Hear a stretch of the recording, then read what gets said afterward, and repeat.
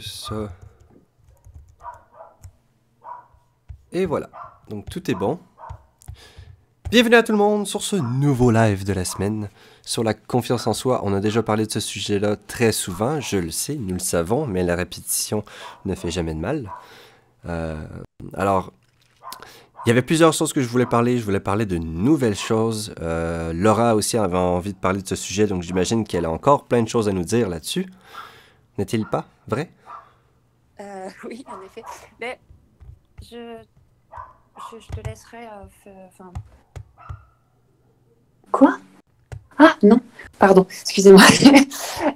En fait, j'aurais trouvé ça assez intéressant. Je ne sais pas si tu es d'accord avec l'idée, Sam, de commencer le live par une question Oui. auquel tout le monde aurait pu répondre et auquel tout le monde pourrait justement échanger là-dessus. Je ne sais pas ce que tu en penses. Qu'est-ce qu'on est connecté? Parce que j'avais cette même idée. Après, je sais pas si on a la même question, mais... Je sais pas. Je voudrais poser une question à tous ceux qui sont présents ici en live ce soir. C'est quoi pour vous une personne qui a confiance en elle? Copieuse.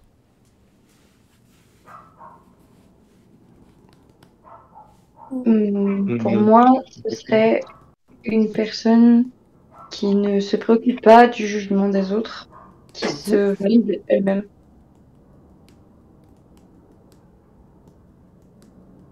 Ok, merci beaucoup. Gégé, tu étais en train de parler, je crois, aussi. Pour moi, c'était le fait qu'on ose faire ce qu'on a envie de faire sans se préoccuper des autres, ouais. Sans se préoccuper du jugement des autres. Ok. Les autres? Moi, ça rejoignait un petit peu ça, avec la notion aussi de se dire d'être suffisamment sûr de soi pour faire des choses sans forcément aller chercher conseil, sans forcément, voilà quoi. Avoir besoin de quelqu'un qui valide nos actions avant d'agir. En effet, oui, j'aime beaucoup le mot valider. Captain, Fury, Clara? Ça rejoint les mêmes idées que vous, personnellement. Ok.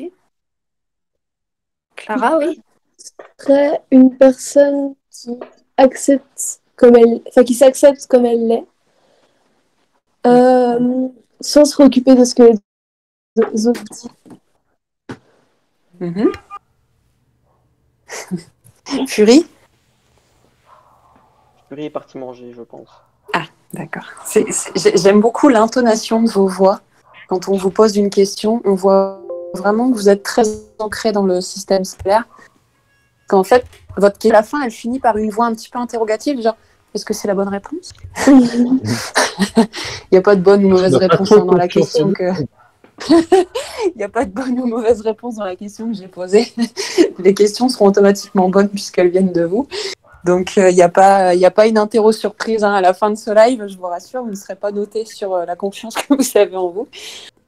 Mais je trouvais ça vraiment important de poser cette question parce que souvent, et c'est pour ça que j'ai donné le sujet du live à Sam cette semaine, c'est que j'ai beaucoup de personnes qui sont venues vers moi et qui m'ont parlé de la confiance en soi et qui m'ont dit mais j'ai pas confiance en moi. Et quand je leur demandais c'est quoi pour toi une personne qui a confiance en elle, je sais pas. Donc, tu veux devenir une personne dont tu ne sais rien du tout. Oui. Oh, intéressant. Et si, par exemple, vous deviez me citer une personne, donc là, les gens du live, qui, pour vous, a hyper confiance en elle. Excusez-moi. Salut, J'avais des gens chez moi. Il n'y a pas de souci. Justement, Fury, avant que tu partes, du coup, la question, c'était, c'est quoi pour toi une personne qui a confiance en elle? Une personne qui a confiance en elle. Une personne qui ne doute pas. Toujours le même petit ton interrogatif à la fin.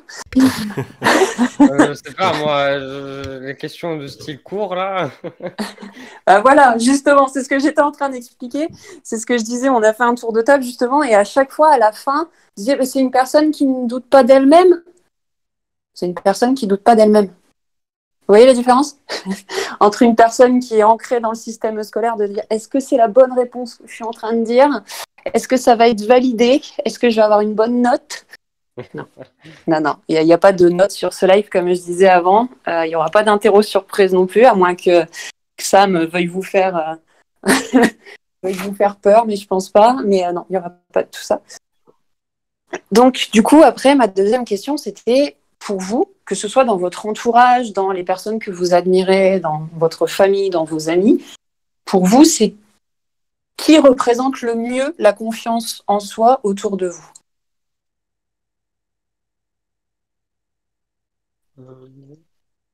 Hmm,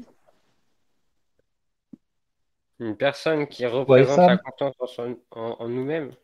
Une personne dans notre entourage qui a confiance en elle. Qui représente pour vous le principe même de ce que vous venez de dire. Une personne qui ne doute pas d'elle-même, une personne qui n'a pas peur du jugement des autres, une personne qui n'attend pas d'être validée par les autres. Est-ce que vous avez une personne comme ça dans votre entourage qui pour vous représente tout ce que vous venez de dire? Oui. Moi, en partie, franchement, je m'en fous de l'avis des autres, tu vois. Je te parle pas de la vie des autres. C'est ça, le jugement des autres. Oui, mais je te parle pas du tout de ça. Je te demande si dans ton entourage, tu as pour toi une personne qui, Alors, quand tu la regardes, tu te dis ah, elle a la confiance en elle. ça va être simple, je regarde pas les autres. Donc, je sais pas. Les autres, Ma mère, pourquoi? bah, je vais dire ça comme ça, même si, bon, maintenant que je suis parti du nid, si je puis dire, Mhm. euh, depuis que je suis tout petit, ou même auparavant, elle a toujours eu confiance en moi, confiance en elle, et elle n'a jamais eu peur des jugements que les gens ont eu envers nous. Et est-ce que tu lui as déjà demandé comment elle avait fait pour en arriver là? Euh, non, mais je pense que ça se déduit assez facilement. D'accord. Est-ce que tu as déjà parlé avec elle? Est-ce que tu lui as déjà demandé si elle avait confiance en elle? Ou tu t'es juste, Non, tu t'es non, juste parce dit, que bon, je bah suis voilà, c'est vraiment... ce que je pense. Et... Oui, parce que je suis vraiment conductant avec les gens. Du moins, ceux de mon entourage. Ok, merci beaucoup. Les autres? Des personnes dans votre entourage qui représentent ce que vous venez de décrire sur la confiance en soi? Moi, ma belle-mère. Oui. Pourquoi?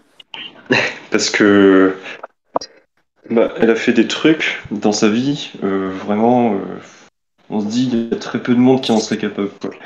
Genre, je sais pas, il y a des moments où elle allait livrer avec son camion et tout, et devant elle, enfin, il y avait une émeute et tout, enfin, il y avait plein de personnes et tout qui rentraient d'un match de foot, enfin, à Paris, etc. C'était parti en émeute, et elle devait livrer son camion.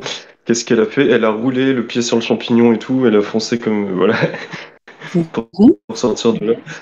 Ou, enfin, c'est déjà arrivé, elle s'est interposée devant plein de personnes, enfin, ce genre de truc, parce qu'il y avait quelque chose qui lui convenait pas dans ses idées. Enfin, elle ose s'imposer, elle ose faire les choses D'accord. qu'elle a envie, sans se préoccuper du tout des autres. Enfin, C'est-à-dire dans le qu'elle a sens où... elle a ses convictions et voilà, elle les a à cœur, Oui, donc elle les c'est ça. défend corps et âme. Mm. Ok. Et j'ai un autre exemple aussi. Mhm. C'est un peu le plus marquant, c'est qu'une fois il y avait un mariage, mais en fait c'était des gens très riches, etc.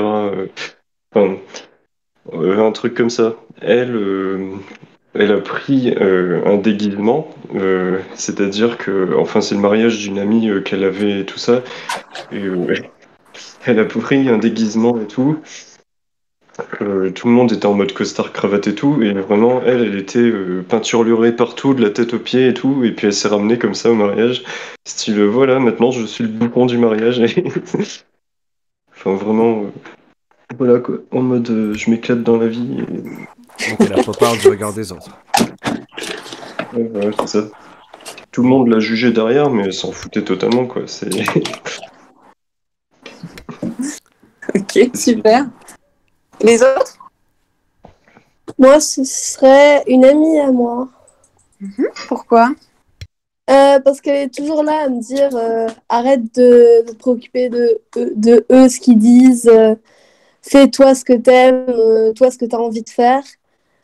Ou alors, quand on fait un truc ensemble, que je m'habille d'une telle manière, et elle sait très bien que je m'habille pas comme ça d'habitude, elle fait toi, qu'est-ce que tu veux vraiment? Et je fais bah voilà. C'est pour ça que elle est toujours à je m'en fous de ce que les autres disent. Je vis pour moi et c'est ma vie, pas la leur. Donc ils ont Elle a pas raison. à l'influencer. Super, c'est un très bon discours. Les autres, du coup, qui c'est que j'avais pas eu? Bah, là, moi, par rapport dans mon entourage, j'ai pas, par point de vue personnel, j'ai pas grand monde, mais c'est plutôt au niveau professionnel où c'est vrai que Oui. j'ai la plupart de mes anciens patrons étaient pour moi des exemples de confiance en soi, quoi. Ils avaient un peu tout vécu, ils avaient une vision un peu plus large de ce qu'il fallait faire, et c'est vrai que c'était toujours rassurant d'aller les voir en disant ah j'ai ça comme problème, j'ai ça comme truc, et puis d'avoir leur avis, quoi. Enfin, pour moi, c'était D'accord. eux qui avaient confiance en eux, quoi. Ok, d'accord. Super. J'ai Et toi, entendu Laura? tout le monde? Ouais. Captain Colosso? Je réponds après ça. Vous m'avez entendu. Oui, je t'ai entendu. Mathieu, je t'ai entendu. Gégé, je t'ai entendu. Petite Brune, je t'ai entendu. Fury. Bon, bah, Fury, il ne s'intéresse pas à la vie des autres. Donc, du coup, je l'ai entendu aussi. Clara, je l'ai entendu. Rainbow Frost. C'est joli, ça, comme. C'est joli comme pseudo. Il peut pas parler? Ok. Si? Non, Maman, si, je peux parler. Mais je viens d'arriver, du coup, j'ai pas trop suivi. Je demandais, en fait, on parlait de la confiance en soi, et je demandais si dans ton entourage, que ce soit personnel, professionnel, des acteurs que tu admires, des personnalités que tu admires, si tu avais en fait un modèle de personne qui a confiance en elle. Oula, pas vraiment. Pas vraiment? Non. C'est correct, il n'y a pas de souci là-dessus. Et toi, Laura? Désolé. Alors, j'aurais tendance à dire moi, mais ce serait mon ego qui parlerait, et je suis pas sûre qu'il ait sa place là ce soir. Alors, pour moi, la personne qui représente le mieux la confiance en elle, c'est un humoriste que j'admire beaucoup, qui s'appelle Jérémy Ferrari. Je ne sais pas si les gens connaissent un petit peu. Oui. Ouais, Voilà. c'est un peu. Pourquoi je l'admire? Eh bien, c'est parce qu'en fait, Jérémy Ferrari, quand il est arrivé sur France 2, puisque je ne suis pas que ses sketchs, hein, je me suis aussi beaucoup renseignée sur lui parce que l'ayant dans ma table de conférencier et de conseiller sur ma vie personnelle, j'avais envie d'en savoir un petit peu plus sur lui. Et Jérémy Ferrari, quand il est arrivé sur France 2, il avait un humour très noir. C'est-à-dire que voilà, il faisait des blagues sur les religions, il faisait des blagues sur les communautés, il faisait vraiment... Voilà. Et il a beaucoup dérangé quand il est arrivé sur France 2. Ensuite, il est passé sur beaucoup de chaînes parce que toutes les chaînes en fait le prenaient un petit peu pour faire un buzz médiatique et puis après le viraient parce qu'en fait, il se rendait compte que il allait un petit peu trop loin et que c'était pas forcément le public qui était visé. Et en fait, Jérémy Ferrari s'est dit puisque je peux pas passer à la télé, je vais créer ma propre télé. Donc, il s'est mis en association avec ce qu'on appelle le Dark Smile, donc une compagnie avec qui il a été le co-créateur. Il a créé Les Duos Impossibles de Jérémy Ferrari, où en fait, il a fait venir beaucoup d'humoristes très différents et il les a mis ensemble sur scène pour montrer en fait que c'était pas parce qu'on était différents qu'on n'était pas complémentaires. Il a repris beaucoup d'humoristes qui avaient des carrières qui stagnaient et qui produit aujourd'hui. Dernièrement, il vient de sortir un jeu de société, que je me suis empressée d'acheter parce que je me suis vraiment demandé où il avait l'idée, puisque ça s'appelle État d'urgence et le principe du jeu de société, c'est comment gérer une épidémie mondiale sans avoir aucune connaissance, tout en gardant la confiance du peuple. Avec l'extension pass sanitaire, bien évidemment, puisque le pass sanitaire n'était pas sorti quand il a créé le jeu de société. Voilà. Aujourd'hui, Jérémy Ferrari a fait un premier spectacle qui s'appelait Alléluia Bordel. Et en fait, ce que j'aime dans cet humoriste, c'est que 1 an avant d'avoir fait son spectacle, il a lu la Bible, il a lu le Coran, il a lu la Torah, il a été voir des prêtres, des rabbins, des curés, comment ça s'appelle, des prophètes, enfin de ceux qui se proclamaient prophètes. Et comment ça s'appelle les mecs religieux là chez les musulmans? J'ai perdu le mot. Des imams. Des imams, merci beaucoup. Donc il a été voir des imams et il s'est renseigné parce que en fait il faisait une forte dépression et on lui a dit tu sais pour te sauver tu devrais te tourner vers la religion et lui il a dit ok mais laquelle? Et donc il a tout étudié et il a fait un spectacle où il a détruit toutes les religions. Ensuite là il a fait un autre spectacle où pendant 2 ans il a été dans les métiers de la santé. Donc il a fait des stages en hôpital psychiatrique. Il a fait des stages avec des personnes aides à domicile, il a fait des stages avec des personnes infirmières, des médecins. Il a été en fac de médecine voir un petit peu comment ça se passait. Il a fait des études sur l'homéopathie, sur la naturopathie, sur tout machin. Et il vient de faire un spectacle qui s'appelle Anesthésie générale, où en fait il parle de tout ça. Et pour moi, en fait, cette personne représente la confiance en soi parce que tout le monde est arrivé autour de lui en lui disant tu ne fonctionneras jamais.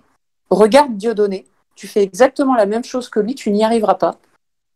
Et aujourd'hui, quand on l'interviewe en disant vous avez vu, vous avez eu de la chance.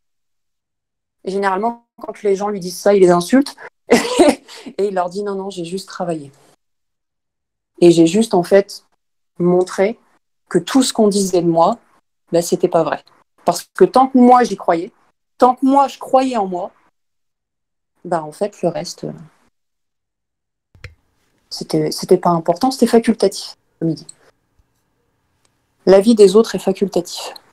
C'est-à-dire que tu peux l'écouter, et il dit une très très belle chose, c'est qu'il dit, moi quand on me donne des conseils sur ma vie, qu'elle soit amoureuse, professionnelle ou autre, je regarde toujours comment ces gens-là gèrent leur propre vie. Et il dit, quand un humoriste qui ne fait même pas 2 entrées, qui a une carrière qui snack depuis 10 ans me dit tu sais pour ton spectacle tu devrais faire ça, je lui dis oui mais je ne l'écoute pas. Donc pour moi c'est lui qui représente vraiment le plus la confiance en soi. Oui, et toi Sam? C'est un conseil très très important ça, de n'écouter les conseils que des personnes qui ont ce que tu veux. Exactement. C'est comme une personne qui va venir vous voir en vous disant tu sais pour ton couple tu devrais faire ça, c'est vraiment bien. Et quand vous voyez que la personne derrière, en fait, elle n'arrive pas à avoir de relations stables, elle a des relations amoureuses très chaotiques et tout ça, c'est OK, merci du conseil. Le coach ne joue pas. De quoi? Le coach ne joue pas. Exactement. Comment ça?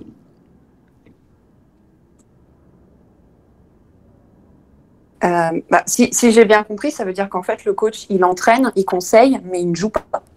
Ah oui. Dans ce cas-là, c'est pas... Par exemple, pendant les matchs... C'est ce que mon beau-père appelait un preacher. Les preachers, c'est les gens qui sont à l'église et qui vont partager des belles paroles et dire quoi faire là, par rapport à Dieu et tout ça. Et qui derrière... pas à l'église. Je pense qu'il faisait référence à l'église dans le sens où un preacher est souvent vu comme étant comme un moine ou... pas un moine, mais... Merde, j'ai plus les mots. Mais c'est les personnes qui vont faire les discours dans les églises. C'est pas forcément un prêtre, mais c'est un prêteur de bonne parole. Et, mais il me représentait les preachers comme étant surtout des personnes, sans trop parler des églises, là, mais comme étant des personnes qui parlent de plein de choses, mais qui ne font pas grand-chose. Ouais. C'est un peu faites ce que je dis, mais pas ce que je fais. Pour résumer, c'est ça? Okay. Autre petit exemple, et après, du coup, je passerai sur toi, Sam. Une chose aussi qui m'avait beaucoup marqué de Jérémy Ferrari, c'est qu'un jour, il était invité face à un politicien. Et le politicien lui disait « Mais vous savez, monsieur Ferrari, nous sommes en guerre. » Et là, Jérémy Ferrari s'est levé. Il a regardé tout autour de lui. Il a dit « Ah bon ?» Il dit « Vous voyez des gens avec des armes, là ?» Il dit « Vous voyez des gens qui sont en train de se tirer dessus ?» Non. Il dit « Nous, on n'est pas en guerre. Hein. C'est vous qui êtes en guerre, monsieur. » Il dit « C'est les dirigeants qui sont en guerre et qui envoient le peuple se battre. » Il dit « Donc moi, je suis pas en guerre. » Et ce jour-là, je me suis dit « Waouh, C'est à partir de ce moment-là où j'ai vraiment commencé à me renseigner sur lui, à me dire comment le mec, il peut être face à un président qui est quand même une figure d'autorité très forte dans certains pays, quand ils sont intelligents. Et donc, je me suis dit, mais comment il a fait comment il a fait pour se dire, je vais me lever devant lui? C'est du courage? Non, je pense pas, parce que le courage, ça vient de quoi finalement? Le courage, ça vient de la confiance en soi. Le fait d'avoir des convictions et d'y croire, en fait. Donc finalement, il a peut-être pas confiance en lui, mais il y croit, déjà. Et déjà, ça, c'est une bonne base. Et à partir de ce moment-là, je me suis vraiment intéressée à ça. Le courage, il me semble que selon comment on l'a défini, ça nécessite pas de confiance en soi. Le courage, c'est juste le fait d'agir malgré la peur. T'as pas besoin d'avoir confiance en toi pour agir malgré une peur, il me semble. C'est sûr que la confiance aide à le faire, mais... Ouais, je pense que c'est pas vraiment une confiance en soi, c'est plus une confiance en ce que tu défends. Quand c'est comme ça, peut-être, non? Si par exemple tu oses t'opposer à quelque chose, c'est parce que tu crois au fond de toi que l'idée est bonne. Donc en fait, tu crois en l'idée, mais pas forcément en toi. Si l'idée vient de toi. Oui, mais tu sais, tu peux avoir de très bonnes idées et ne pas avoir confiance en toi. Oui, mais si maintenant je devrais me pointer au boulot et dire par exemple quelque chose à mon employeur, par exemple, je vais aller me pointer à mon boulot et je vais dire à mon employeur que hier j'ai vu quelqu'un voler dans un bâtiment ou quelque chose comme ça. C'est que j'ai confiance en moi, j'ai confiance en mon idée. Je vais dire, ça vient de moi, du coup, comme je l'ai vu et comme il y a les caméras de surveillance, j'aurai bien évidemment confiance en moi. Oui, mais je vais ça pas me faire. dépend. Je sais que je vais pas me faire emballer par mon employeur. Ça dépend, parce que là, en fait, tu as des preuves physiques. Tu crois ce que tu as vu. Tu crois ce que tu as entendu, enfin ce que tu as vu sur les caméras. Donc tu sais que c'est vrai. Mais ça ne veut pas forcément dire que tu as confiance en toi. Ça veut juste dire que tu as une preuve à présenter. Oui, c'est vrai. Après, il y en a qui ont des convictions et qui agissent pas, donc... Et du coup, pourquoi? Parce qu'ils n'ont pas confiance en eux, j'ai envie de dire. Ouais. Tu as des gens qui vont avoir de très belles convictions. Voilà. Et peur, pourquoi? Ils ont peur de quoi? La vie des autres. Pour leur confort. Pour ce que ça pourrait amener d'ouvrir la bouche. Donc du coup, ça veut dire qu'ils ont confiance en eux ou pas?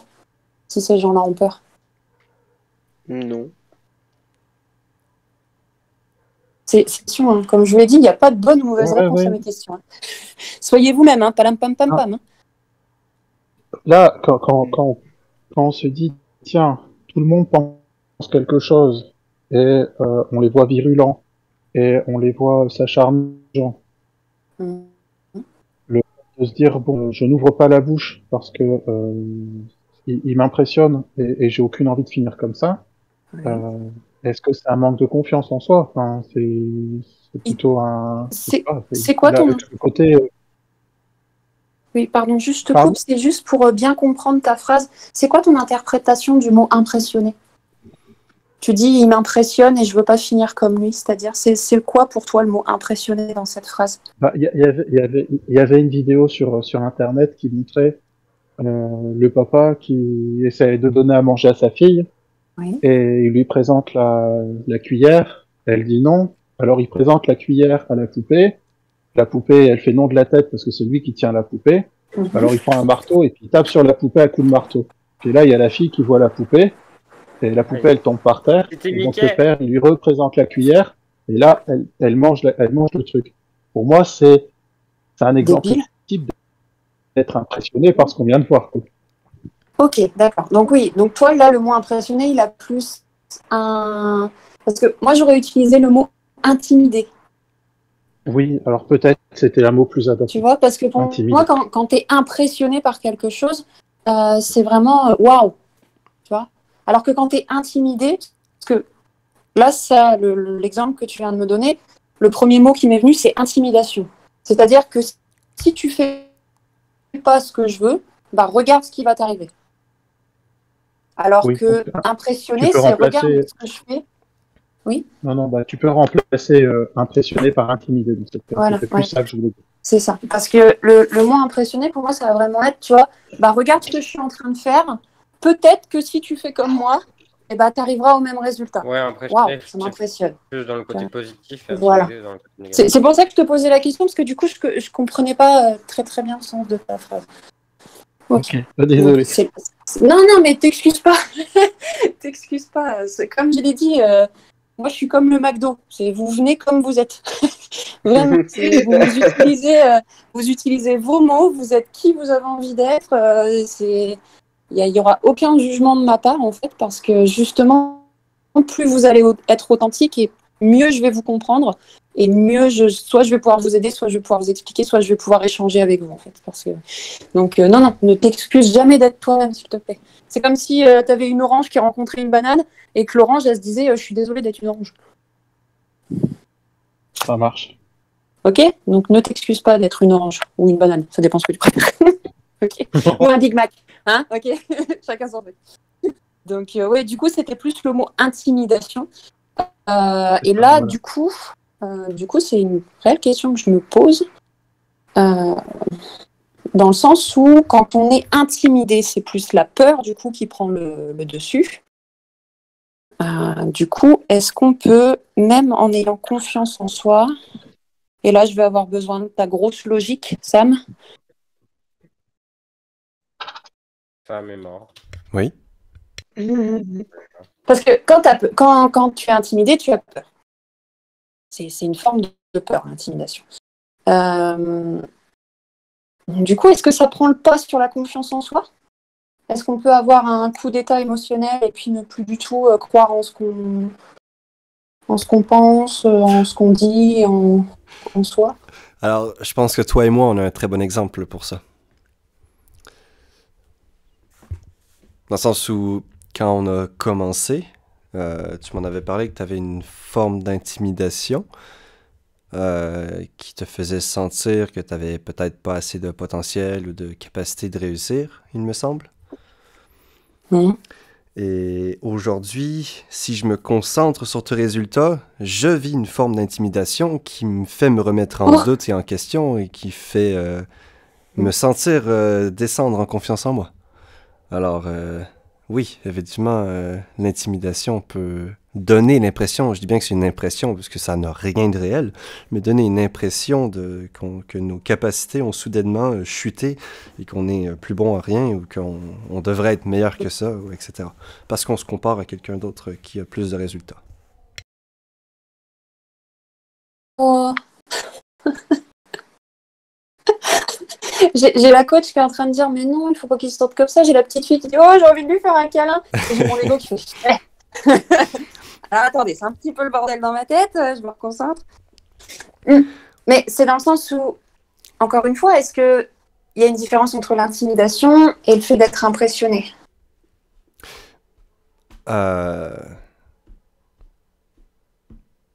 L'intimidation, je pense, c'est le côté négatif de l'impressionné, d'être impressionné.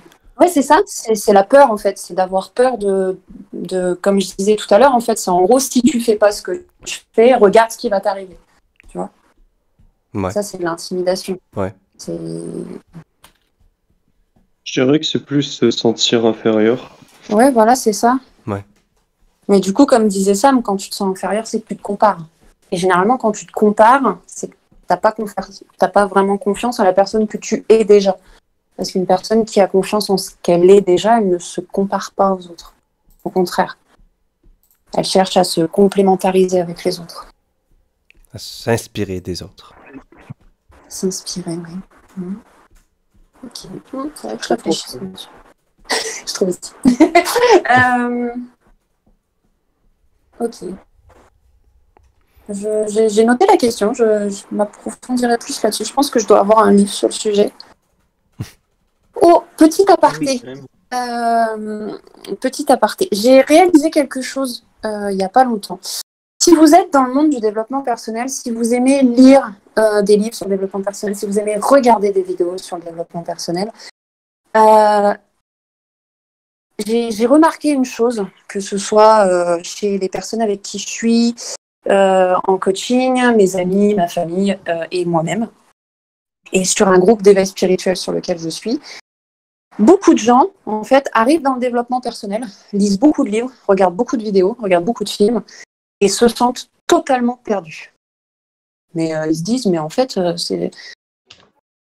Lisez et regardez ce qui, pour vous, est le plus urgent, en fait, et je le mets entre guillemets, ce mot, à changer ou à transformer, je préfère le mot transformer, en vous. C'est-à-dire que si vous vous rendez compte que vous avez des soucis de confiance en vous, regardez des vidéos qui traitent de la confiance en soi. Lisez des livres qui traitent de la confiance en soi. Commencez pas à partir dans plein de trucs en disant « bah oui, mais il y a ça, je veux savoir ça, je veux savoir ça, je veux savoir ça ». Parce qu'en fait, à tout savoir, vous n'allez absolument rien savoir. Et beaucoup de gens se retrouvent perdus parce qu'en fait, on leur dit « mais mets-toi dans le développement personnel » et c'est tout. Et donc du coup, les gens, en fait, ils font eux-mêmes. Ils prennent plein de livres. Alors, ils vont prendre un livre sur la confiance en soi, ils vont prendre un livre sur les objectifs, ils vont prendre un livre sur l'estime, ils vont prendre un livre sur la PNL, ils vont tout lire. Et ils vont absolument rien comprendre et ils vont se dire, mais... Et en fait, ils vont se rabaisser en se disant, mais en fait, non, c'est pas pour moi, quoi. Je suis irrécupérable. Et c'est un mot que j'ai beaucoup entendu. Je suis irrécupérable, en fait. Même le développement personnel n'est pas pour moi. Si. C'est juste qu'en fait, t'as voulu manger tout le repas en même temps. T'as mélangé l'entrée avec le dessert, avec le plat, avec le fromage. Et donc, du coup, à la fin, tu te tapes une putain d'indigestion. Tu vois ? Alors que si t'avais pris le temps de faire les choses dans l'ordre et de marcher pas à pas, t'aurais compris certaines choses. Donc, c'était juste une petite aparté que je faisais là-dessus. Et vu que vous êtes sur ce serveur, voilà, si vous êtes intéressé par tout ce monde-là, par l'éveil spirituel, par la médiumnité, par le développement, par l'amélioration de soi, par la création d'objectifs, comment on appelle ça ? L'attraction, enfin voilà, tout ça, faites les choses dans l'ordre. Hein ? Quand on fait du jardinage, voilà, dans votre ordre à vous, quand on fait du jardinage, parce que pour moi, le développement personnel, c'est vraiment un jardinage intérieur.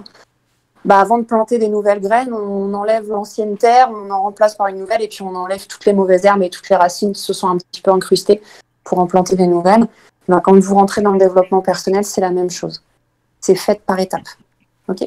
Voilà. C'était juste ma petite aparté. Justement, dans l'annonce, j'avais écrit qu'on allait parler du plus grand facteur de confiance et des grands facteurs de confiance qui découlent de ça aussi. C'est parce que je suis en train... d'ailleurs, c'est quand tu me posais la question sur qui est mon modèle, je voulais parler... J'en ai plusieurs, mais en fait, pas mal. Toutes les personnes que je suis de très près sont des modèles de confiance. Celui, je pense, le plus violent en termes de confiance, c'est Dan Pena. Je pense que je t'avais montré une vidéo de lui. Peut-être, oui.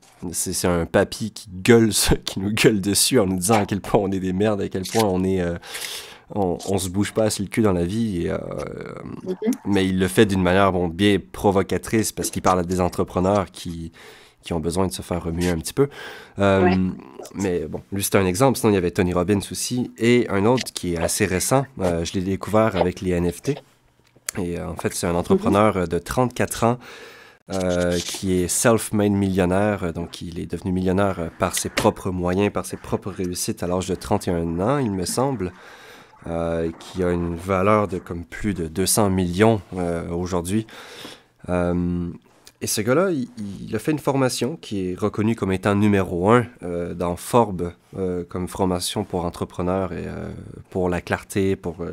En fait, c'est le game changer. Et il parle justement du développement personnel et de la confiance en soi. Et dans tout ce qu'il dit... Et ça faisait même du sens avec ce que tu viens de dire par rapport au développement personnel, qu'il ne faut pas se lancer dans apprendre un petit peu tout et n'importe quoi au hasard, mais vraiment apprendre quelque chose qu'on a besoin, quelque chose qu'on peut mettre en pratique. Le plus gros changement, le plus gros facteur de confiance en soi, et ça va faire du sens avec tout le reste qu'on voit aussi à travers nos lives, c'est la clarté. Plus on est clair. Comment? Fury disait qu'il revenait dans 5-10 minutes. Ok. Et moi, je suis de retour. Ah, c'est bon. C'est ça. Donc, c'est la clarté.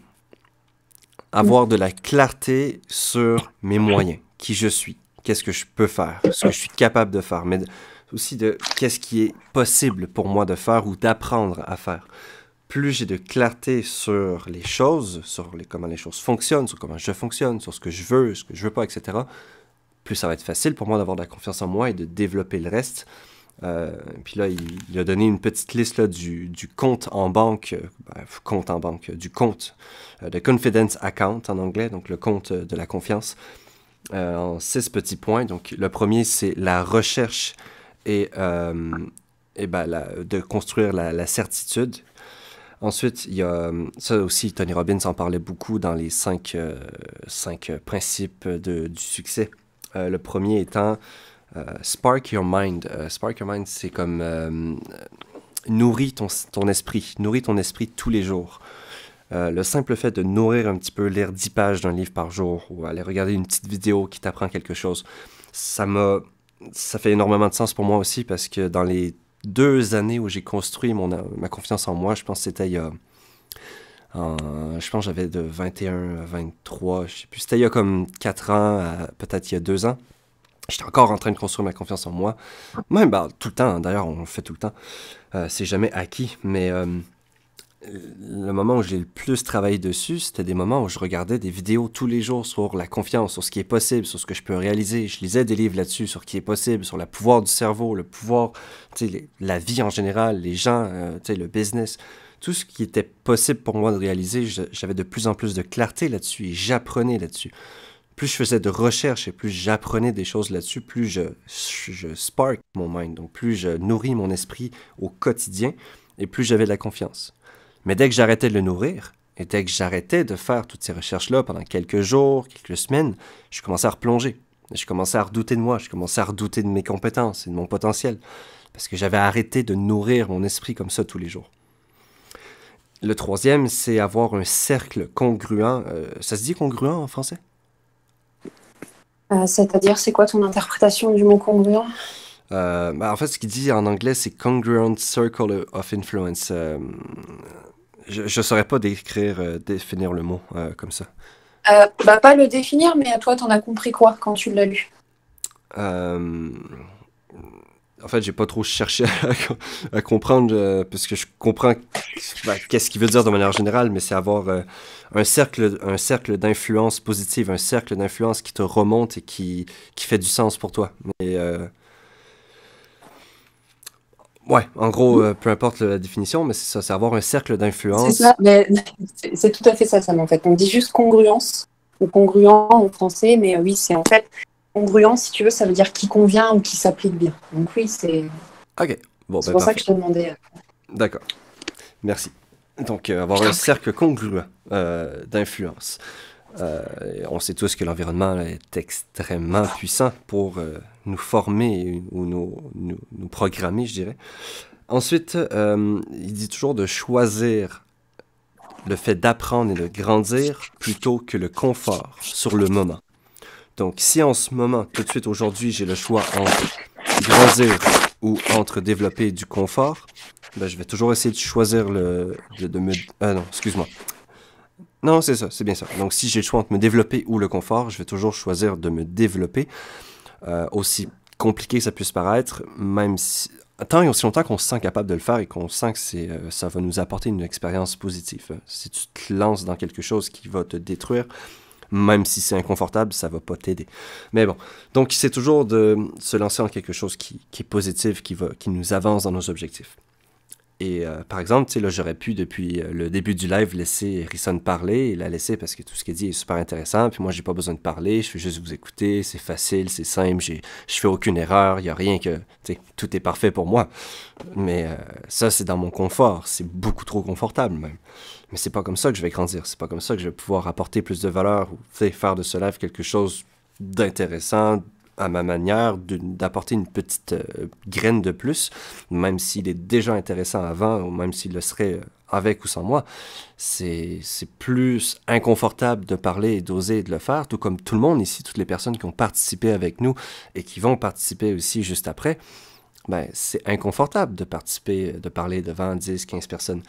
Mais ça nous fait grandir, parce que même si on pense que c'est inutile ou que ça vaut pas grand-chose, la pensée de tous et chacun peut débloquer des choses pour d'autres personnes. Le fait de dire tes blocages, le fait de partager tes peurs, le fait de partager ta définition d'un mot peut permettre à quelqu'un de comprendre une chose différemment et de l'aider dans son développement. Donc, de toujours choisir de grandir au lieu du confort est aussi un grand facteur de confiance. Et le facteur qui, selon ce qu'il disait, a changé et aidé le plus de personnes dans sa vie, et ça on en avait déjà parlé, mais je ne l'avais jamais vraiment relié à la confiance en soi, c'est ce qu'il appelle le train de décision. Le train de décision parce que ça va dans un sens bien précis ou dans l'autre sens. Le train peut avancer, mais il peut reculer. Il peut avoir deux têtes. Et c'était par rapport aux émotions qui vont, pour la plupart du temps, nous contrôler et définir nos actions. Et nos actions vont ensuite former nos décisions. Ça veut dire que si, par exemple, je dois faire ma routine aujourd'hui, d'aller parler, faire 5 affirmations devant le miroir, mais aujourd'hui, je me sens pas bien. Aujourd'hui, je me sens vraiment triste, je me sens quasiment malade, j'ai vraiment pas envie de me lever de mon lit. Donc, mon émotion va m'amener à prendre l'action de rester dans le lit ou l'action d'aller devant mon téléphone, etc. et de mettre de côté ma routine. Et donc, cette action va m'amener la décision aussi, du coup, de soit arrêter ma routine ou de mettre moins d'importance à la routine, etc. Tu vois, ça, c'est le train de décision que la plupart des personnes dans la vie, peut-être même 90% du monde, si on va en statistique, va entreprendre et va aborder. Lui, ce qu'il dit, c'est exactement l'inverse qu'il faut faire si tu veux faire partie des 5 personnes qui ont le plus de confiance en le monde. Et c'est ce train-là qui a le plus aidé de personnes en termes de booster sa confiance en soi. C'était juste d'inverser ce truc-là. Tu prends une décision et la décision est le début de tout. On commence réellement par la décision. Je prends la décision qu'aujourd'hui, je vais aller devant le miroir faire 5 affirmations. Et ça, cette décision-là, elle doit être la fondation de tout le reste. Je prends la décision. Ensuite, une fois que ma décision est prise, à chaque matin, je prends l'action de me lever et d'aller devant le miroir. Et l'émotion va venir. Après avoir fait l'exercice, après avoir fait mon sport, après avoir fait les répétitions, après avoir regardé cette vidéo intelligente qui m'apprend des trucs, après avoir sorti de ma zone de confort, je me sens bien, je me sens mieux, je sens que j'étends ma zone de confort, etc. Et j'augmente ma confiance en moi. Et c'est juste quasiment mathématiquement infaillible. Si on y va dans ce sens-là. Peut-être, ça peut paraître compliqué pour certains, mais sur le long terme, ce sera quelque chose qui va toujours battre n'importe quelle peur, n'importe quel doute, et qui va construire la confiance en soi. Et le dernier, c'est un petit peu en lien avec ça, c'est la consistance et le caractère. Alors, si tu développes un caractère, si tu peux même, en fait, forger ta peur ou forger tes insécurités, ou forger ta honte, ou forger ta haine, forger ta colère, peu importe, pour te donner une raison d'avoir plus de consistance, d'avoir plus de régularité dans ce que tu fais. C'est-à-dire que tu peux te servir de ta colère, de j'ai jamais été respecté quand j'étais jeune, ou on m'a jamais écouté, ou je me suis jamais senti comme quelqu'un d'important, ou j'ai toujours eu honte de pas savoir assez. Tu peux te servir de ces émotions-là pour te créer une discipline et te créer quelque chose qui va te permettre d'être consistant et de continuer toujours d'avancer. Après, je pense que Laura aurait peut-être des trucs à dire par rapport au fait d'utiliser ses émotions comme ça, mais c'est quelque chose qui a énormément aidé beaucoup de gens. D'ailleurs, la colère est une énergie très forte qui donne beaucoup d'énergie. Je connais d'ailleurs des personnes qui sont dans le yoga et qui se servent de leur colère interne et de toute leur frustration et de tout ce qu'ils ont vécu dans le passé pour faire des postures de yoga qui sont très difficiles. Parce qu'il y a énormément de tension et il y a énormément de challenge dans certaines postures. Et la colère leur permet de vraiment rester dans la position le plus longtemps possible et vraiment de s'étirer et d'aller au plus loin de leur potentiel. Et ça fait qu'ils se poussent encore un petit peu plus tous les jours et ils deviennent très, très bons. Donc, s'il y a des gens qui prennent des notes aussi, d'ailleurs, on n'avait pas désigné quelqu'un pour ce live pour des preneurs de notes. Ça pourrait être très intéressant, puisqu'il risque d'y avoir plein de choses intéressantes. Est-ce qu'il y a quelqu'un qui prenait des notes parmi tous?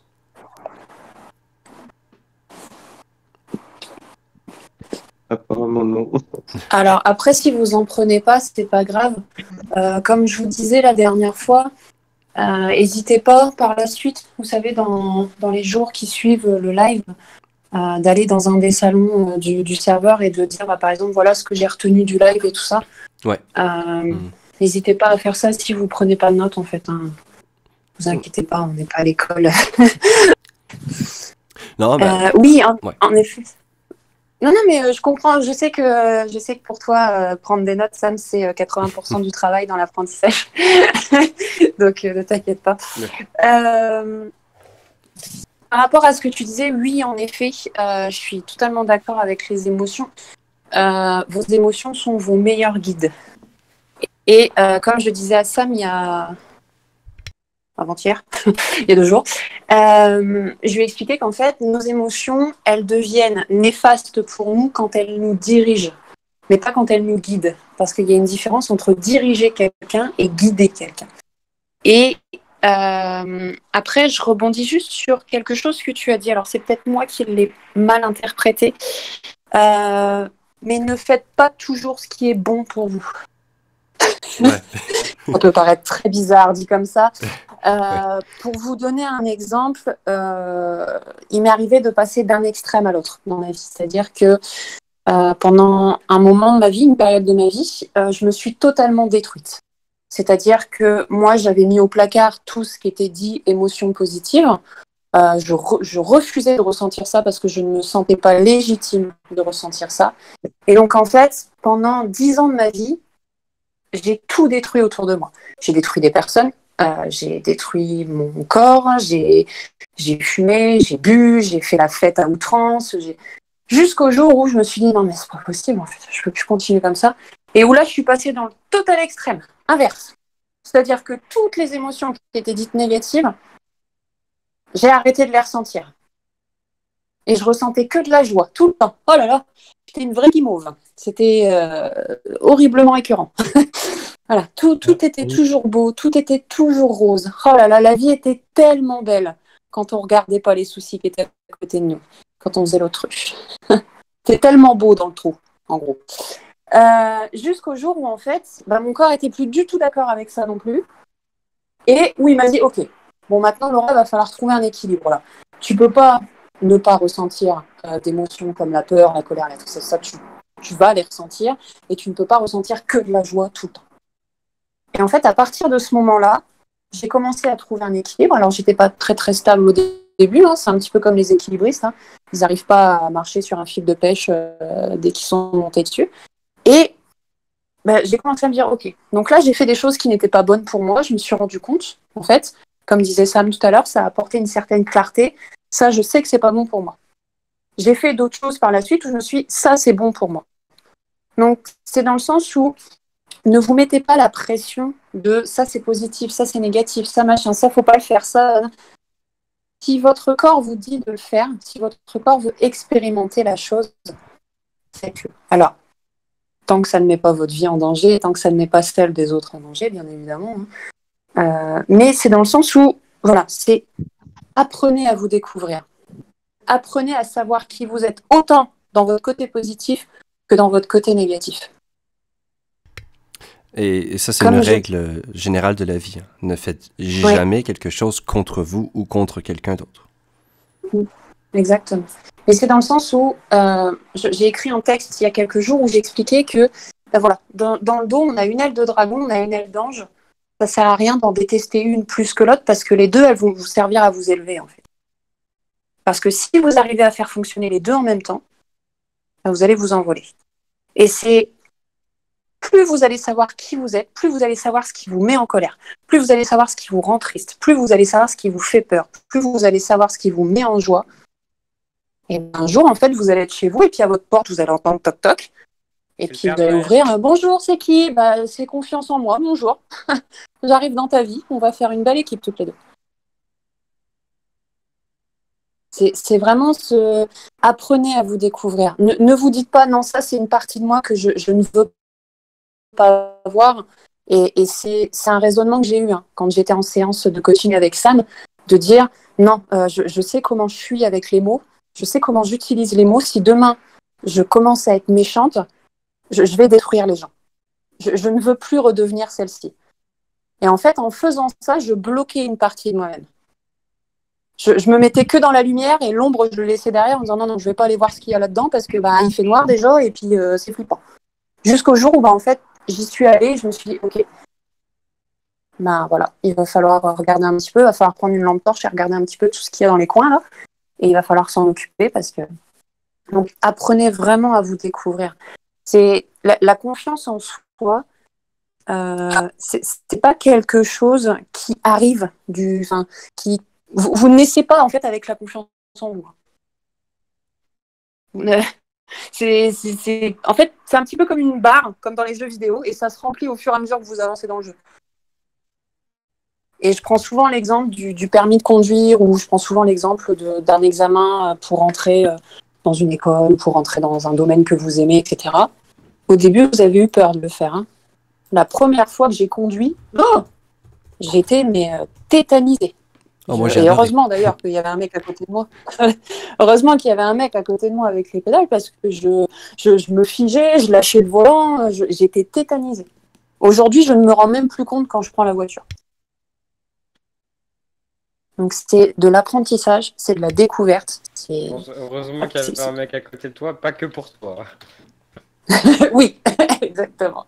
L'épisode à Paris du TD aussi, à construire ta confiance. Oui. Le fait d'avoir fait aussi beaucoup de routes. Mais encore une fois, c'est vraiment je l'ai fait. Je suis passée à l'action en fait. L'action élimine le doute, comme dit notre grand Mehmet. L'action élimine le doute. C'est-à-dire, vous avez un doute, faites-le. Moi, j'étais persuadée que je ne pouvais pas conduire sur Paris, que j'en étais incapable. Je me suis retrouvée à conduire sur le périph'. Je me suis même trompée de sortie. Je me suis retrouvée en plein milieu de Paris, devant la Tour Eiffel, en pleine heure de pointe. Je me suis retrouvée à conduire dans Rennes. Je me suis retrouvée à partir de nuit, à partir de Rennes jusqu'à chez moi, donc pratiquement un petit peu plus de 8 heures de route, à le faire toute seule. Je me suis retrouvée à conduire pour aller jusqu'à Lyon, qui est à 6 heures de route de chez moi. Aujourd'hui, quand on me dit, tiens Laura, on peut aller là, bon par contre, il y a 1h30 de route, ouais, c'est pas grave, on y va. Parce que, en fait, je suis passée à l'action. J'ai essayé. Et je me suis rendu compte que, non, ça faisait pas si peur que ça, en fait, finalement. Oui, c'est un petit peu impressionnant, mais quand on le fait plusieurs fois, finalement, on commence un petit peu à s'apprendre. Et c'est souvent ce qu'on dit. Donc, non seulement, et ça, c'est une très, très belle phrase, l'action élimine le doute, et la connaissance conquiert la peur. Parce que la peur n'est qu'ignorance. Hein. C'est vraiment, plus vous ignorez quelque chose, plus vous en avez peur. C'est ça. Du coup, pour revenir au live, monsieur, on s'en éloigne pas trop. Répéter un instant, s'il te plaît, cette phrase. L'action élimine le doute, et l'autre, c'était quoi? L'action élimine le doute et la connaissance conquiert la peur. Merci. Donc, du coup, pour revenir un petit peu à ce que vous nous avez dit au début, sur toutes les personnes que vous m'avez citées, qui pour vous sont des modèles de confiance en soi, qui dans ce live a déjà été voir ces personnes et leur ont demandé comment elles avaient eu confiance en elles? Moi, j'ai déjà demandé du chocolat à des gens, mais voilà. Alors J'essaie de me rappeler de sa réponse. Donc tu l'as fait. Tu as été la voir et tu lui as demandé comment elle avait fait pour avoir confiance en elle. Ce qui est bien avec elle, c'est qu'on pouvait vraiment parler de tout et de rien. Donc c'est sûr qu'à un moment ou à un autre, on en a parlé. Ça, c'est... Je crois que c'est juste, elle m'avait dit, en fait, il lui arrivait tellement de trucs de dingue dans sa vie que, à force, même s'il lui arrivait un truc que nous, on peut considérer comme un truc de fou, pour elle, c'est futile, quoi. C'est un petit truc. C'est...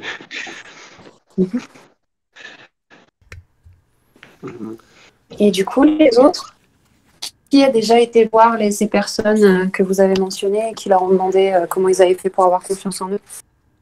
C'est pas grave, si vous me dites non. Moi, je leur ai pas posé la question parce que ça me semblait assez évident que c'était l'expérience qu'ils avaient et que c'était tout le travail qu'ils avaient fait derrière. Et donc, du coup, je les ai pris en modèle en me disant, bon, bah, allez, faut bosser, faut continuer de se former malgré son diplôme, parce que, enfin, voilà, il me le montrait au quotidien ce qu'il fallait faire pour avoir plus confiance en soi, quoi. Et D'accord. l'histoire de l'action efface le doute, oui, tout à fait, c'est en faisant, et puis si on se trompe, c'est pas grave. On commence Non. le lendemain, et puis c'est reparti, quoi. Les autres?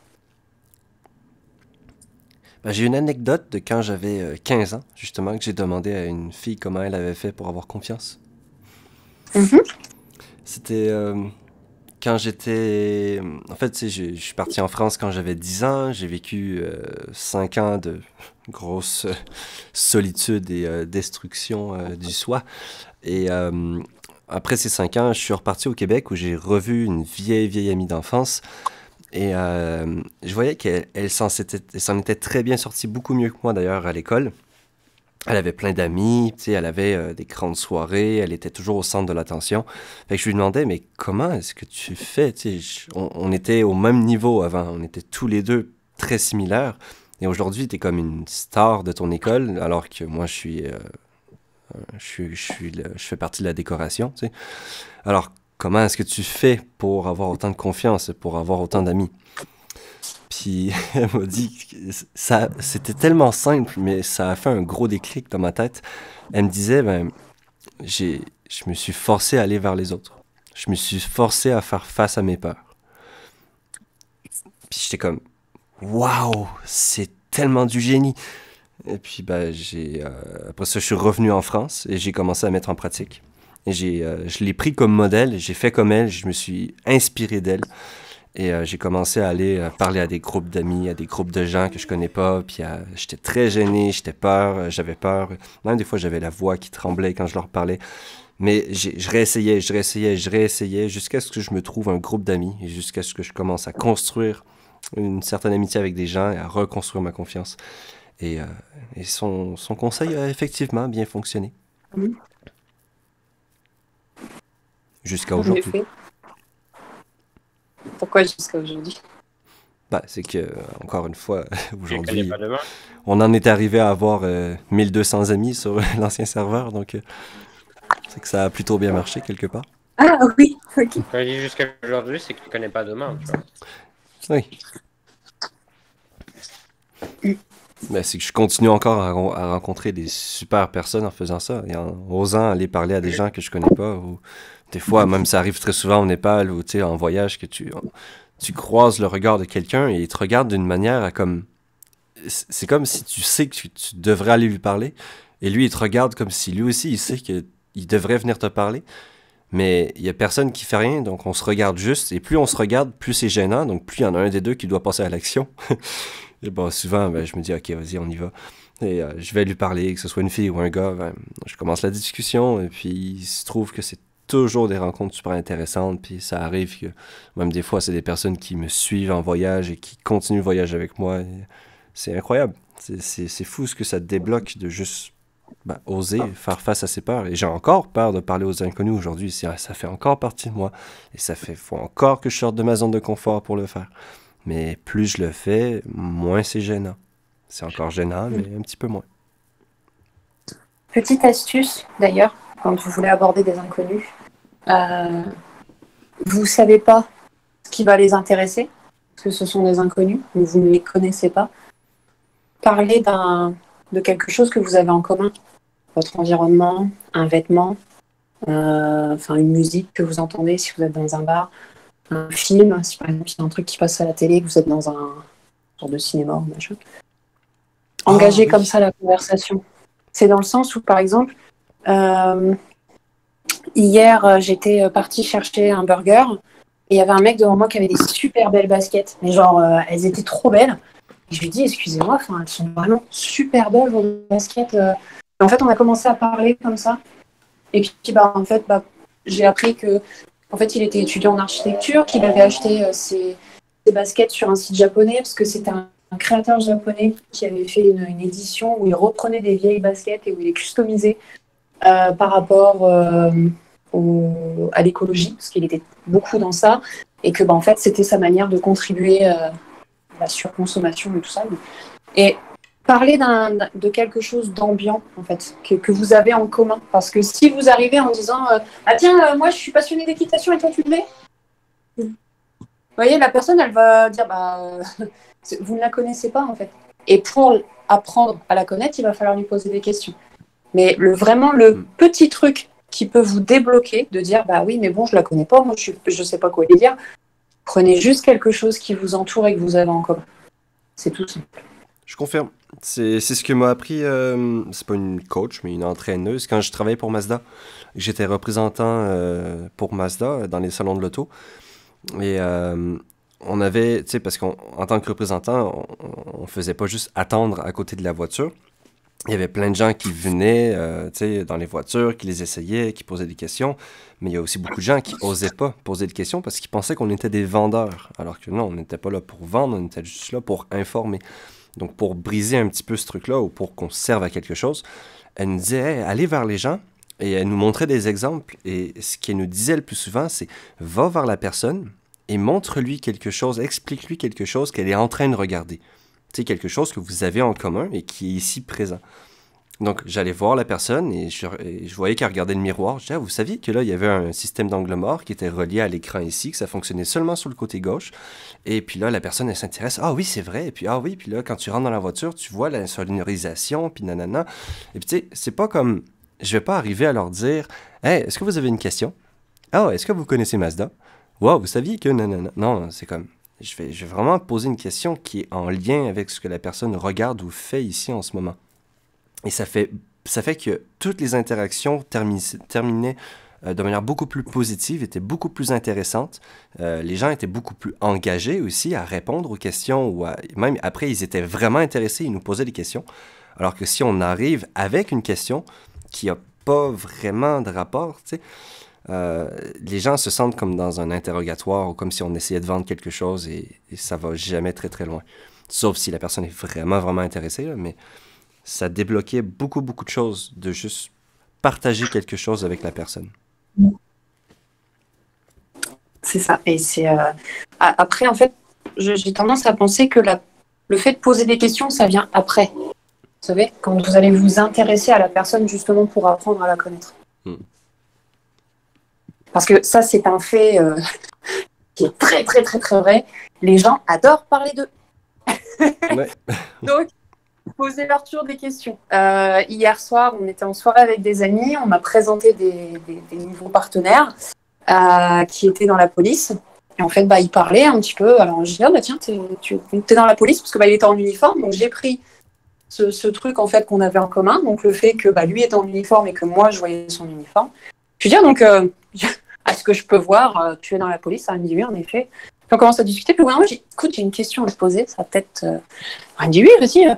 Tu sais, avec tout ce que vous voyez, tout ce que vous entendez, c'est quoi votre manière de lâcher prise, tu sais, de te dire, allez, faut qu'on passe à autre chose. Il y a une autre enquête. Et en fait, je vais poser cette première question et pendant pratiquement 1h30, on a parlé d'enquête qu'il avait eue, on a parlé de ses techniques d'interrogatoire, qu'en ce moment, il était en train de suivre une formation de PNL parce qu'il se rendait compte que la programmation neurolinguistique, ça pouvait beaucoup l'aider pour cerner les personnes quand il venait en interrogatoire, etc. Ça a été un échange passionnant, alors qu'à la base, on ne se connaissait pas.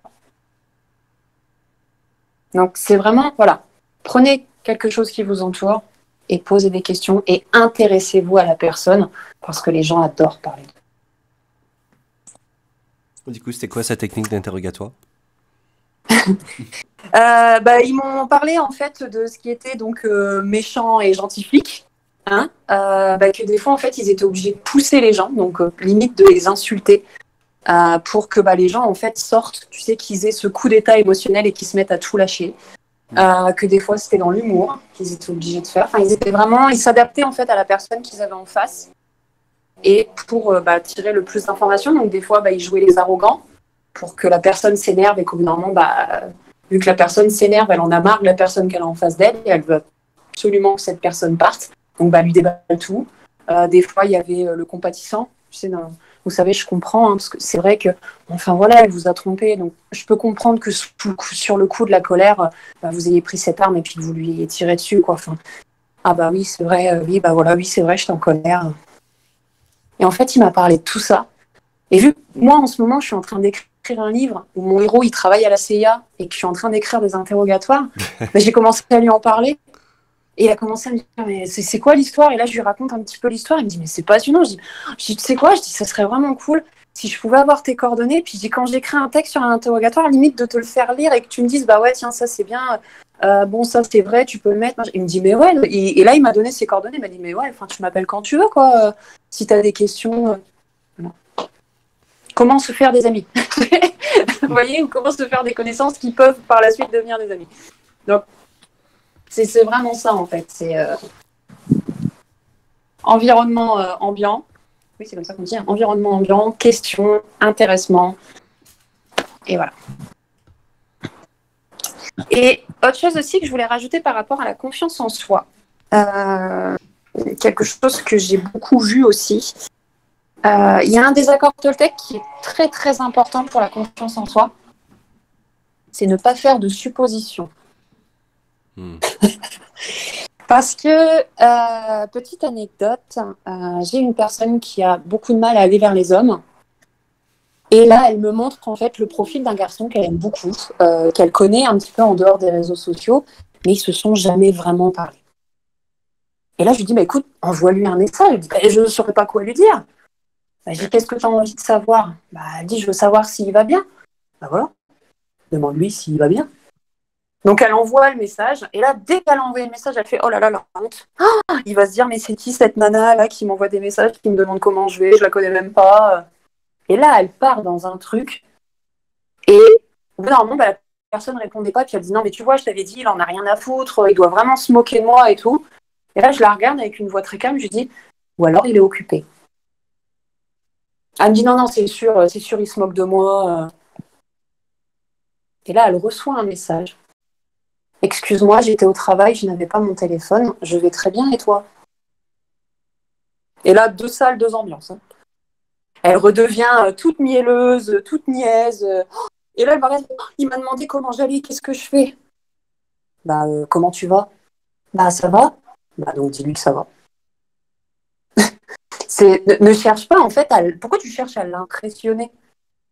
Elle dit, mais parce que j'ai pas confiance en moi. Ah. Ah oui. Donc tu cherches à sortir du lot, alors qu'en fait, il faut juste que tu sois toi-même.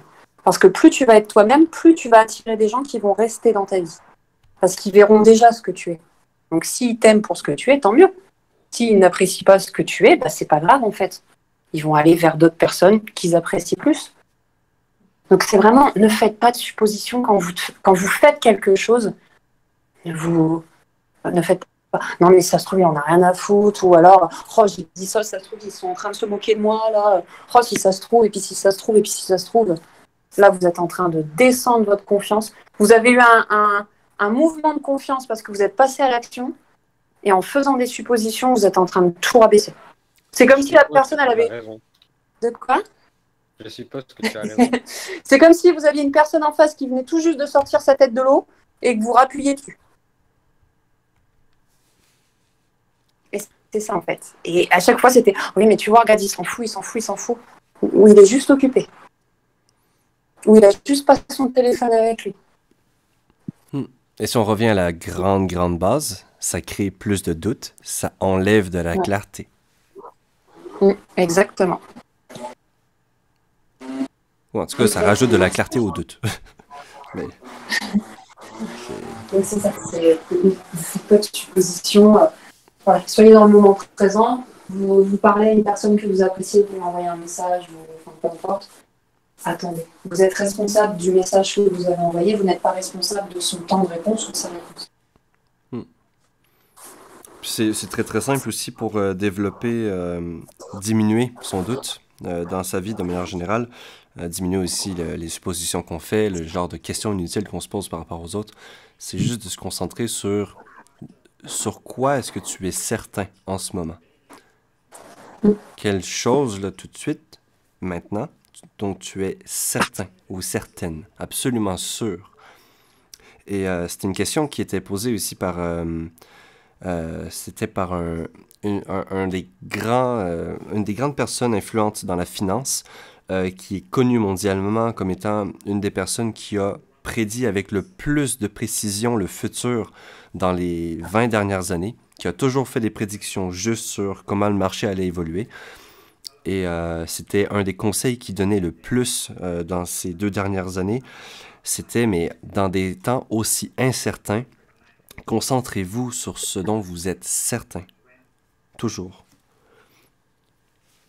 Et je suis certain que demain, je vais avoir à manger. Je suis certain que ce soir, je vais réussir à dormir. Je suis certain que je sais compter mes mathématiques. Je suis certain que je sais parler anglais. Je suis certain que je suis capable de prendre une marche dehors. Je suis certain, ça peut être plein de choses simples. Mais plus tu vas chercher ces choses simples-là, plus tu vas réussir à aller en profondeur et tu vas réussir à aller dans « je suis certain que si j'envoie un message, c'est parce que je vaux quelque chose et je mérite une réponse, et que si la personne ne répond pas, c'est juste parce qu'elle n'a pas le temps, ou c'est parce qu'elle n'a pas vu le message, ou c'est parce qu'elle n'a pas envie. Et c'est pas grave, c'est très bien. Je suis certain que je vaux quelque chose même sans sa réponse. » Et tu vas aller de plus en plus loin comme ça dans des certitudes qui vont être alignées avec ta confiance en toi ou avec ton image de toi. C'est ça. Et la société, la société actuelle est un super exemple. Souvent, on dit qu'on est gouverné en fait par... on est tenu par la peur et le doute, mais c'est parce qu'en fait, la société entretient ça.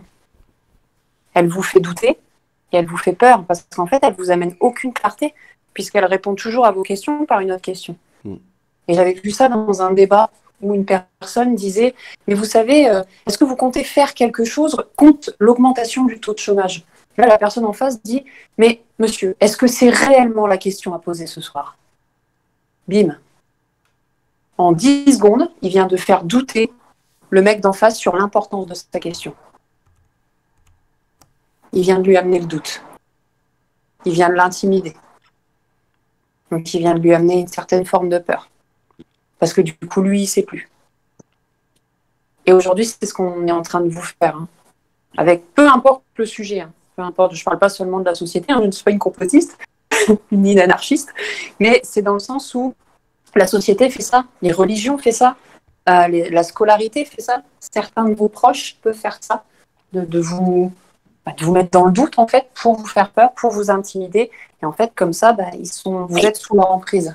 Et si vous n'avez pas confiance en vous, donc si vous n'avez pas comme on disait la dernière fois un petit peu aussi pendant le live de la suradaptation, si vous n'avez pas cette, on va dire, alors j'aime pas utiliser le mot intelligence parce que pour moi tout le monde l'est, si vous n'avez pas cette instruction, voilà, parce que le fait d'être intelligent et le fait d'être instruit est très différent, si vous n'avez pas cette instruction personnelle de réfléchir sur ça et si vous n'avez pas confiance en vous, la personne, elle vient de vous déstabiliser en moins de 10 secondes. Parce qu'une personne qui aurait réellement confiance en elle, elle dirait oui, monsieur, en effet, c'est la question. C'est le sujet de ce débat de ce soir. Et en me reposant une autre question, vous êtes juste en train de me mettre dans le doute. Mais je ne douterai pas de ma question parce que je sais qu'elle est pertinente. Et là, vous venez d'inverser les rôles. Ça s'appelle de l'autodéfense intellectuelle. De quoi? Et vous voulez faire du business. J'ai pas compris, Fury. Ouais, c'est pas grave. Non, mais répète, j'ai juste pas entendu parce que ça a coupé. Et vous pouvez faire du business. Oui, voilà, exactement. Vous pouvez faire du business. Donc, c'est ça. C'est vraiment... j'irai pas jusque-là non plus parce que j'essaie le plus souvent possible de ne jamais dire de vérité absolue. Mais la confiance en vous, c'est vraiment une base très importante. Si vous voulez déjouer un petit peu les personnes un petit peu toxiques qui s'approcheront de vous.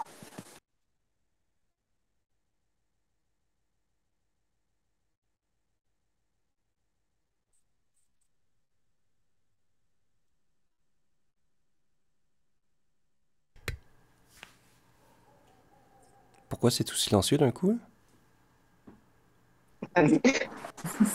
T'es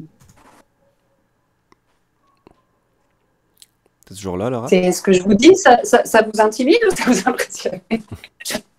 Les deux, je pense. Non, c'est intéressant.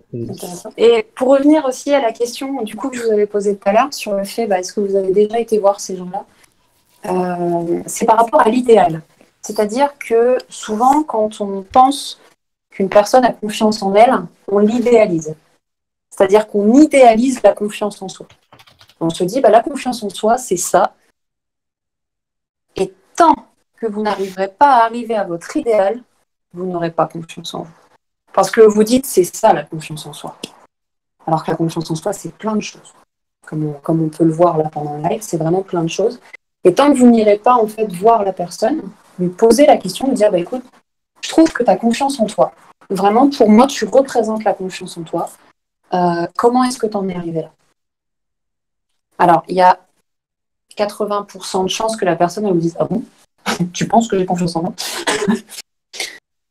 Parce qu'en fait, elle est aussi dans cet apprentissage, parce que comme ça me disait tout à l'heure, la confiance en soi, c'est quelque chose qui se travaille tous les jours, jusqu'à la fin de votre vie. Donc, en fait, tant que vous ne poserez pas de questions, donc tant que vous ne mettrez pas de clarté sur ce qu'est la confiance en soi, vous allez l'idéaliser. Donc, vous allez vous comparer. Et tant que vous allez vous comparer, vous n'arriverez... Enfin, si, vous pouvez y arriver, mais c'est pas vraiment ça que sur ça je veux partir. Mais c'est dans le sens où, voilà, vous allez avoir cet idéal-là et vous allez vous dire, non, mais tu vois, moi, je pourrais jamais être comme toi. Non. C'est vrai que tu pourras jamais être comme elle. Tu pourrais être comme toi, par contre. Et toi aussi, tu as le droit d'avoir confiance en toi. Donc, c'est vraiment ça. Faites attention à ce que vous idéalisez. Parce que si vous ne mettez pas de clarté sur ça, vous pouvez vraiment passer à côté de quelque chose juste parce que vous allez vous comparer, parce que vous allez faire des suppositions, parce que vous allez rabaisser votre confiance en vous, parce que vous dites, voilà, l'idéal, c'est ça et j'arrive pas à y accéder.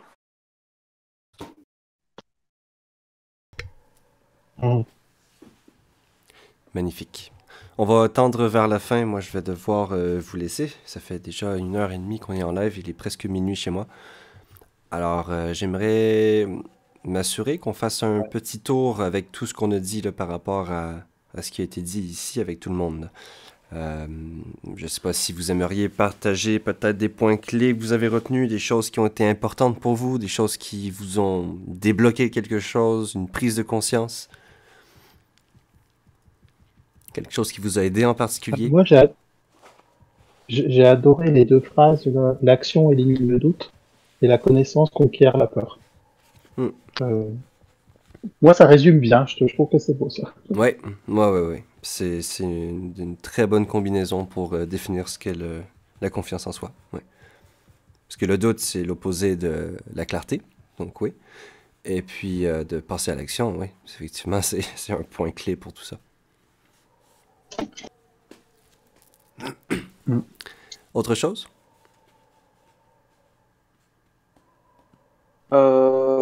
J'ai bien aimé, je me souviens plus beaucoup, mais quand Harrison a parlé de son artiste préféré, je me souviens plus trop du nom, mais j'ai bien aimé le passage où elle a parlé où elle a parlé de son artiste en face des politiciens et il n'avait pas peur de dire ce qu'il pensait, parce qu'il avait justement confiance en soi et en ses propos.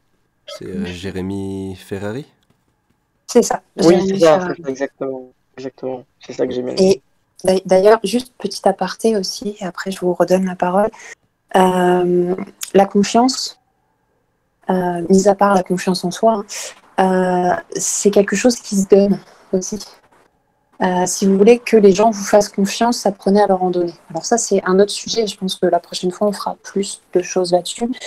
Parce que je vous dis souvent dans les lives que pour apprendre à recevoir, il faut apprendre à donner. Plus vous allez donner sans attendre de retour, et plus vous allez recevoir. Parce que justement, tu vois, tu parles de Jérémy Ferrari. Là, récemment, j'ai été très présente pour une de mes amies qui n'allait vraiment pas bien. Et j'ai vraiment donné de mon temps, donné de mon énergie, donné de mon amour, sans lui parler de coaching, sans lui parler de... Voilà, j'étais vraiment moi-même avec elle et je l'ai vraiment aidée. Et hier, elle m'a offert en fait une enveloppe avec 2 places pour aller voir Jérémy Ferrari en spectacle au mois d'avril. Donc j'ai pleuré, j'ai tremblé et elle m'a dit oui, elle dit on a un ticket exprès, elle dit j'ai rajouté un peu et donc en fait à la fin du spectacle on va pouvoir aller le voir, prendre une photo avec lui, lui parler un petit peu. C'est incroyable ça. C'est incroyable et on arrive On a rigolé parce qu'elle me dit oh, tu vas lui demander de faire une photo avec toi? Non, non, je vais. Enfin, ouais, peut-être. Moi, je vais lui demander c'est comment il en est arrivé là. Elle me dit quoi? Je dis bah, je vais lui demander comment il a fait pour jamais perdre espoir, pour toujours avoir la foi et tout. Elle me dit mais tu peux pas juste lui demander comment il va? Non, parce que je sais qu'il va bien.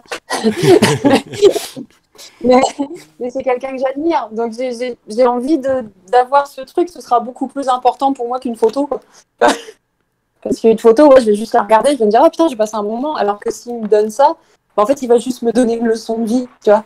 Il va me dire, bah écoute, moi, j'ai fait comme ça, j'ai fait ça. Même me dire, mais comment tu fais pour aller vers ça et ne pas douter, en fait, tu sais.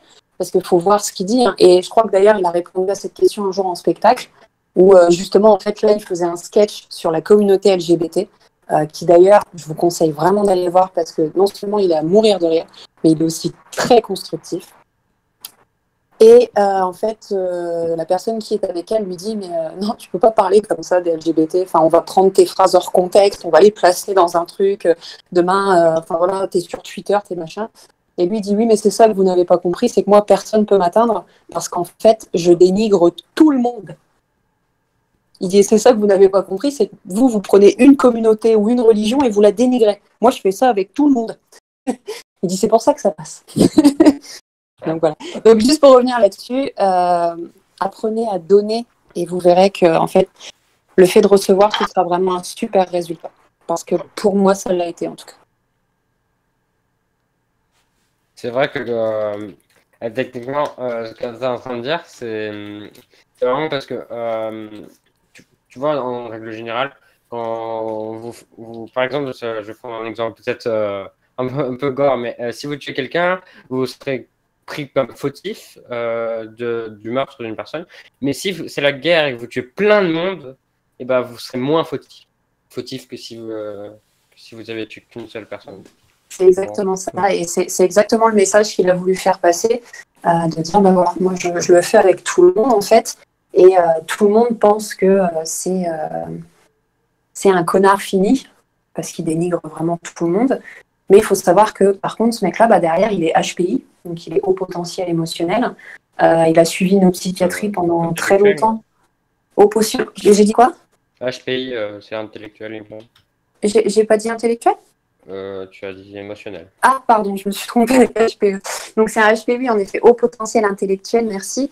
Il a eu des soucis de dépendance avec l'alcool. Enfin, il s'est soigné, il a voulu se suicider et tout ça. Enfin, c'est vraiment, il a un parcours, ce mec, quand c'est juste, vous êtes en face de lui, respect.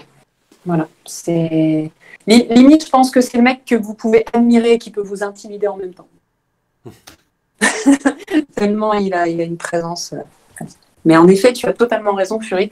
C'est quand tu prends un cas particulier, bah, tu vas être jugé, tu vas être qualifié. Par exemple, ceux qui se moquent de la communauté LGBT, ils vont être qualifiés d'homophobes. Ceux qui se moquent de la communauté juive, ils vont être qualifiés d'antisémites. Mais lui, en fait, on ne peut pas le qualifier, puisqu'il se moque de tout le monde. Donc, alors, je ne vous dis pas de vous moquer de tout le monde, hein, bien évidemment, mais ou alors faites-le quand vous êtes sur scène, faites-le dans un sketch ou faites-le dans un film ou dans un livre, ça passera beaucoup mieux. Mais voilà, c'est vraiment dans ce sens-là où c'est ça que j'aime beaucoup chez lui. Ok. Merci beaucoup pour ce partage. Je pense qu'on va aller regarder des sketchs de Ferrari après. Mais non, justement, c'était pas pour ça. C'était dans le sens où, oui, vous pouvez, mais c'était dans le sens où c'est apprenez vraiment à donner sans compter, ouais. De donner sans attendre de réception. Et le jour où on va tout vous remettre, enfin, waouh.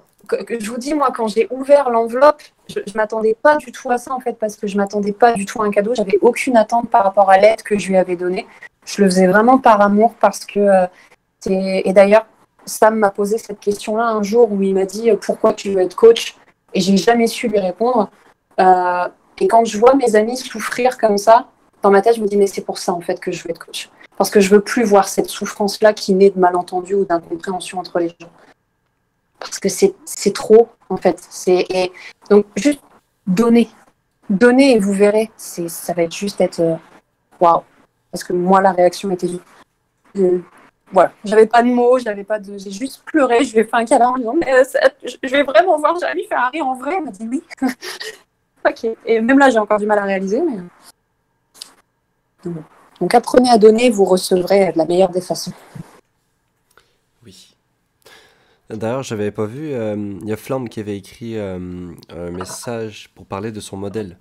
Donc il disait, mais pour raconter l'année dernière, j'avais un professeur avec qui je parlais beaucoup et qui est un modèle même aujourd'hui. Et quand on parlait, on avait abordé le sujet de la confiance en soi. Il m'a dit au collège que c'était l'enfant timide qui ne s'entraînait pas dès qu'il ne savait pas faire, qui ne demandait pas de l'aide, qui ne demandait pas d'aide parce que c'était la honte. Et au fil du temps, il s'est rendu compte que parler aux gens, ça donnait des idées, etc. Et demander de l'aide pour quoi que ce soit était très important. Avant, il était très nul en sport et maintenant, il est devenu prof de PS. Ouais. Waouh! C'est un super exemple. Pas exemple qu'elle vient de citer, hein. Cette personne-là est un exemple pour les jeunes Ouais. qui il est. Ouais.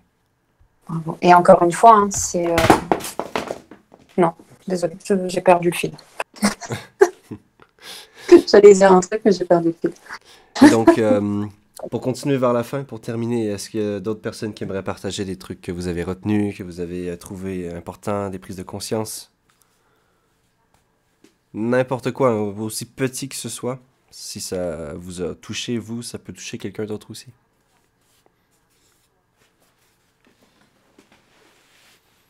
El Potato, Flambe, Fury, Helios, Oui.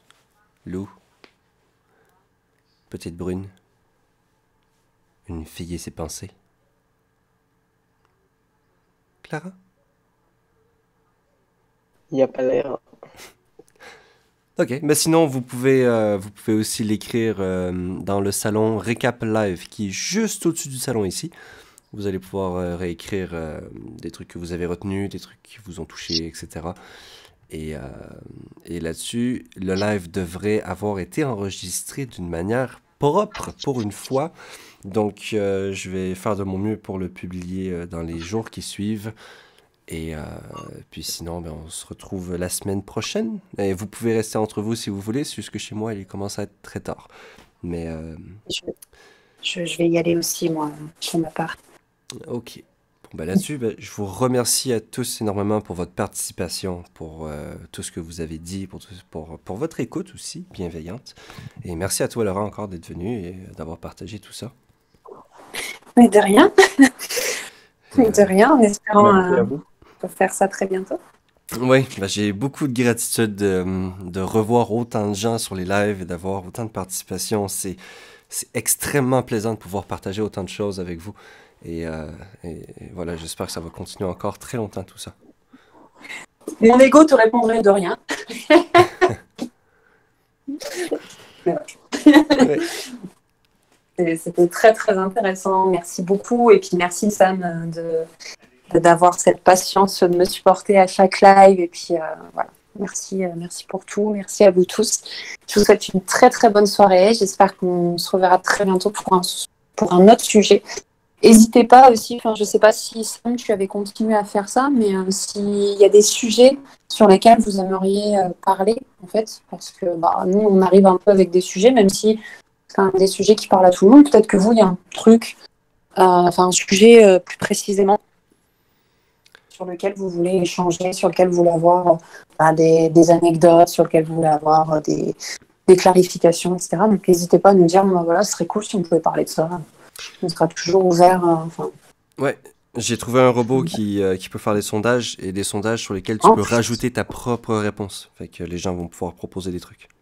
Donc n'hésitez pas. Donc voilà, encore une fois, merci à tous. Et puis je vous dis à très très bientôt. Je vous souhaite une très belle soirée. Comme je le dis toujours, merci d'exister, merci d'être vous. Et continuez comme ça. Voilà. Donc, Merci à toi. à chaque fois que vous doutez d'être vous-même, dans la tête, dites-vous palam pam pam pam. Vous allez voir, ça va arriver tout de suite. Moi, c'est devenu un ancrage. Quand je vois que je commence à pas être moi-même, je dis palam pam pam pam, et hop, je redeviens moi-même. Donc voilà, je vous offre ce petit ancrage qui non seulement me permet d'être moi-même, mais me permet aussi d'avoir faim tout le temps. Mais voilà, restez vous-même parce que on vous a créé comme ça. Donc voilà, hein, soyez-le et puis incarnez-le de la plus belle des façons. Je vous souhaite une très belle soirée et puis je vous dis à très très bientôt. Il y aurait beaucoup de choses à dire sur le fait Merci, d'être bonne soi-même. soirée, à bientôt. Mais bonne soirée, bonne nuit à tous, Bonne soirée. bonne soirée, bon après-midi. Ouais. Je sais pas où est-ce que vous êtes, mais une autre fois. Salut. Salut. Ouais. Salut. Au revoir.